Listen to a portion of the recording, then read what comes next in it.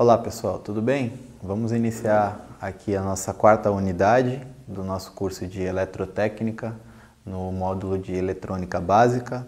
Hoje nós vamos falar sobre as leis de Kirchhoff e sobre a impedância elétrica também. A gente viu nas aulas passadas um pouco sobre a lei de Ohm. A gente viu que ela é uma das leis mais importantes da elétrica e da eletrônica para a gente conseguir fazer dimensionamento, encontrar os valores de resistência, corrente e de tensão também. E com o auxílio dela, a gente consegue aqui nas leis de Kirchhoff encontrar alguns valores particulares, tá? De alguns circuitos. A gente não vai entrar muito a fundo nessa disciplina porque ela é muito ampla. Então a ideia aqui é que vocês tenham uma noção do que é um ramo, do que é uma malha, do que é um nó, os efeitos que existem na corrente, na resistência e na tensão nessas particularidades, e que a gente tenha um básico conhecimento aqui sobre os conceitos. Então vamos lá. Então o que são as leis de Kirchhoff, né? Elas ajudam a gente a fundamentar os princípios básicos da eletrônica, né? E elas são de vital importância também para a gente conseguir compreender e entender, também fazer a análise de alguns circuitos um pouco mais complexos, tá ok? Então vamos aqui, a gente tem aqui na lousa algumas definições, tá? Para a gente conhecer. Primeiramente a gente vai falar a diferença, né, da definição de nó, ramo e malha, tá?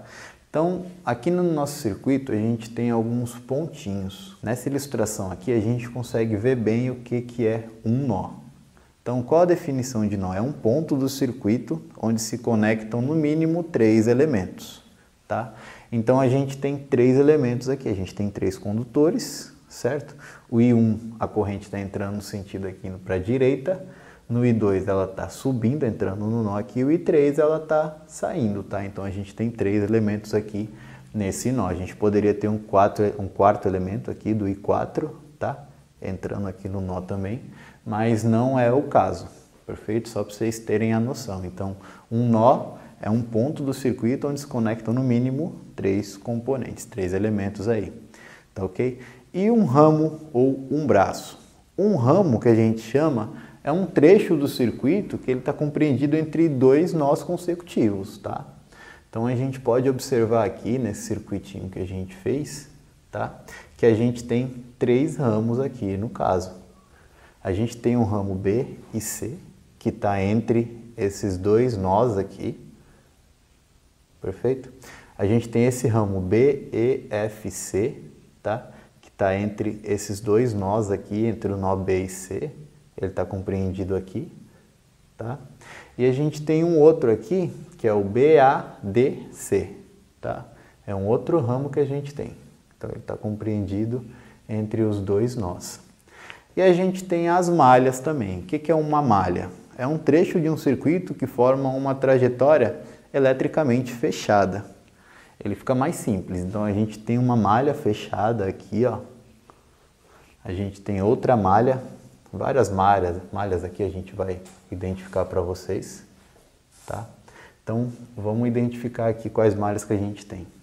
A gente tem a malha fechada BE, FC, B. É interessante analisar que a malha, ela sempre inicia onde ela termina, ou termina onde ela inicia, é redundante, tá? Então, a gente tem essa malha BE, FC, B, certo? A gente tem outra malha aqui, BADCB, certo? Outra malha que a gente tem fechada aqui. E tem uma malha completa, porque o circuito ele também é uma malha, ele deixa de ser uma malha. Então, a malha A, B, E, F, C, D, A. Perfeito? Então, a gente tem os 3 conceitos aí, de nó, ramo ou malha. E é interessante a gente observar que a primeira lei de Kirchhoff, a lei dos nós, que a gente também chama de LKC, que é a lei de Kirchhoff das correntes, ela nos diz 2 conceitos primordiais. O primeiro é que a soma algébrica das correntes em um nó é sempre igual a 0. Ah, professor, o que é isso aí? Não entendi nada. Vamos lá, vamos entender. Eu tenho aqui que o I3, tá? Ele é igual a I1 mais I2. O que está acontecendo aqui? O I1 ele está entrando, o I2 ele está entrando e o I3 ele está saindo. Então, em um nó não se gera nem se armazena corrente, nem energia, tá? Então a gente tem aqui que a soma algébrica, o que é a soma algébrica? É a soma simples, né, das correntes que entram em um nó, ele sai também. Então a gente fez um exemplo aqui bem simples, só para a gente fixar os conceitos aqui.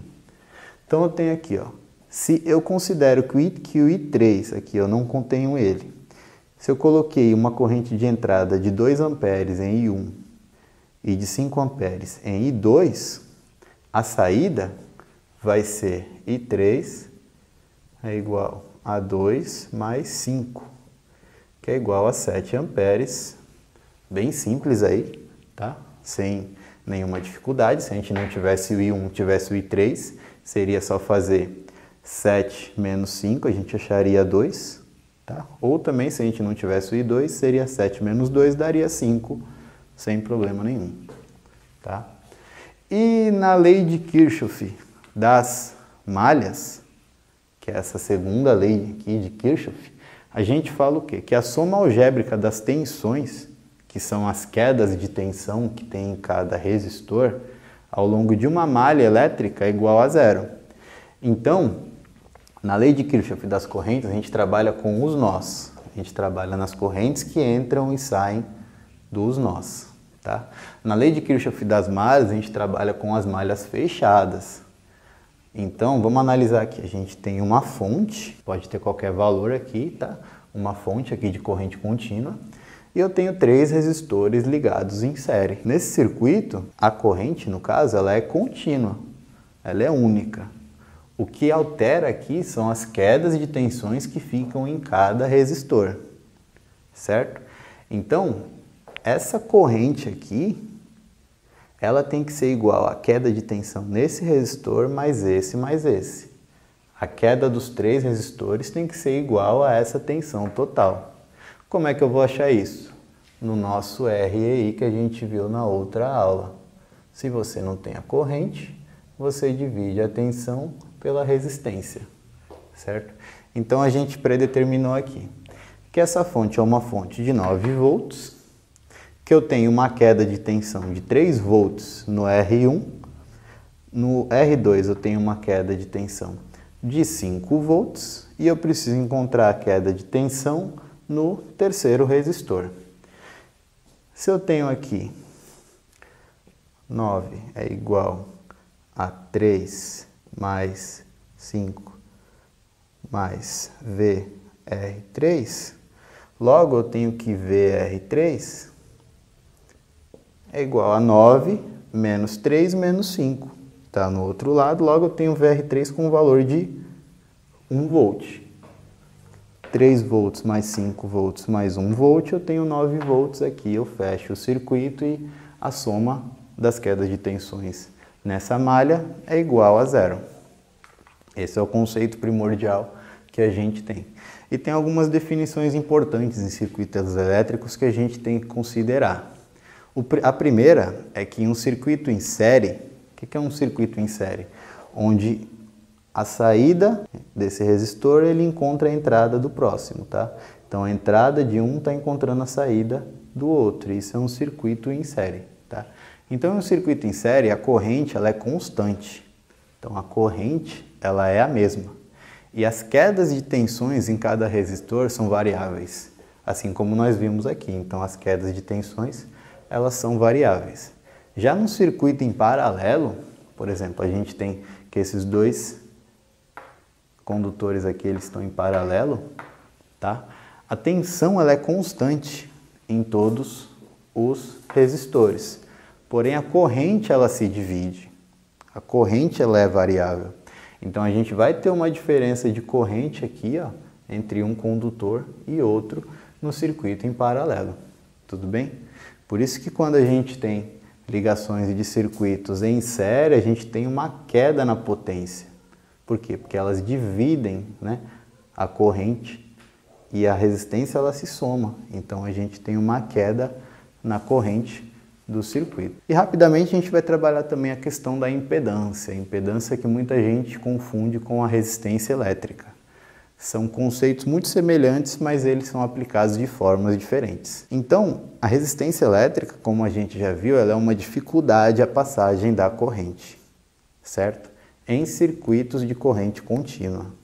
Em circuitos de corrente alternada, como a gente já viu que tem aquela senoide, eu vou representar aqui rapidamente aquela senoide, que a gente viu que tem dois sentidos, um positivo e um negativo, a gente tem o conceito da impedância. O que é impedância? É resistência, a dificuldade do fluxo dos elétrons, que é a corrente no caso, em um circuito de corrente alternada.